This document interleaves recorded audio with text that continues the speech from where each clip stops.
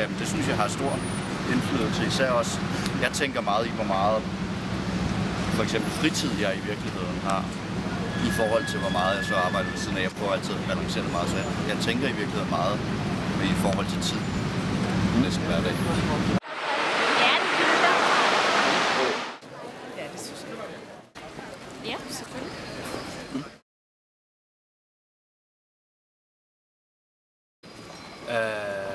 Ikke optimalt, men jeg synes, det er rigtig retning.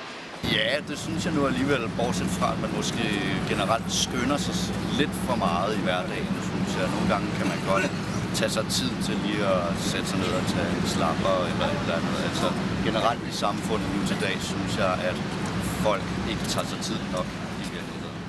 Det er jo forskelligt fra person til person, men de fleste, tror jeg, der gør det bedste ud af den tid, de har. Nej, det gør vi ikke. Vi spilder meget tid i parkering og i kø på vej ind til København og sådan ting. Det var godt nok et stort spørgsmål. Jeg synes i hvert fald, at vi kan blive bedre til det, end vi er nu. Jeg føler mig ikke stresset, men jeg føler mig travlt. Hvorfor tror du, at andre føler sig stresset? Jeg tror, at det er fordi folk ikke formår at planlægge deres tid korrekt. Jeg tror, det er et spørgsmål om at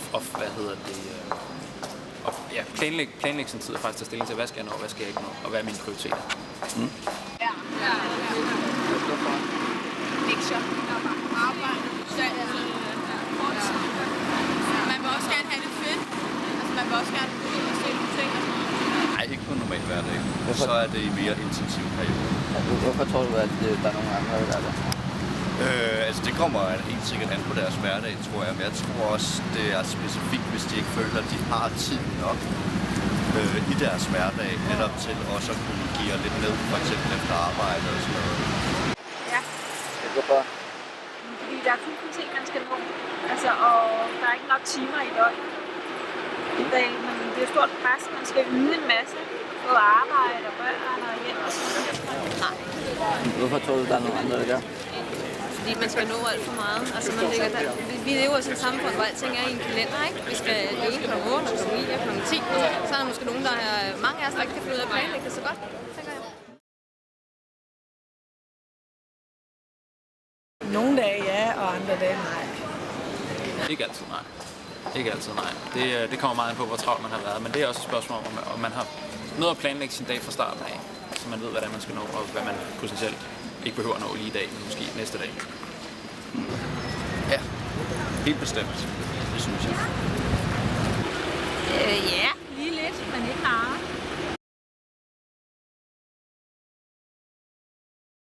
Ja, det gør det. Lidt meget. Så skal man vente lang tid. Måske en time. Ja. Nogle gange så er den så stramt planlagt dagen, at man føler, at hvis man lige pludselig er 10 minutter forsinket, så kan man lige pludselig ikke nå resten af dagen. Det gør jeg ikke. Hvis jeg er rigtig travlt, ja, så kan jeg love dig for, at jeg bliver pisse super. Nej. Jeg kunne godt bruge flere timer, om jeg kan tage. Ja, det synes jeg, der er ikke noget problem der. Indimellem er der, ja. Gang man kunne godt ønske lidt flere timer, men det bliver svært. Fedt. Nej.